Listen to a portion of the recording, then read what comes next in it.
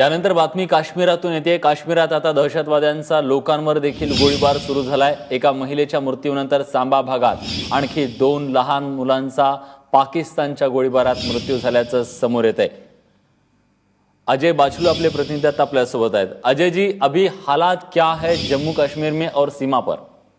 देखिए, हालात काफी तनावपूर्ण है, स्थिति काफी नाजुक है और गांव, खासकर जो गांव सीमा से सटे हुए हैं जम्मू के सांबा और अरनिया में, वो दोनों जो सेक्टर हैं, यहाँ पर काफी पाकिस्तान ने काफी फायरिंग की है। मोर्टार शेल और आधुनिक हथियारों से यहाँ फायरिंग हो रही है।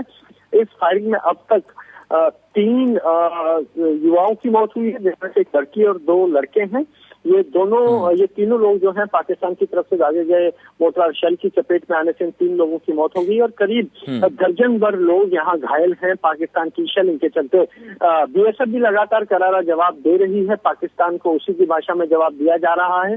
लेकिन इस सब के बीच गांव जो बसे हुए हैं सीमा पर, वो गांव वाले तनाव में है, वो गांव वाले डरे हुए हैं। जी धन्यवाद अजयजी, तुम्ही दिलेल्या सगळ्या सविस्तर माहितीबद्दल। तेव्हा पाकिस्तान आता नापाक कारवाई करत आहे आणि सर्वसामान्य जी माणसं आहेत त्यांच्यावरती आता ते हल्ले करत सुटलेत।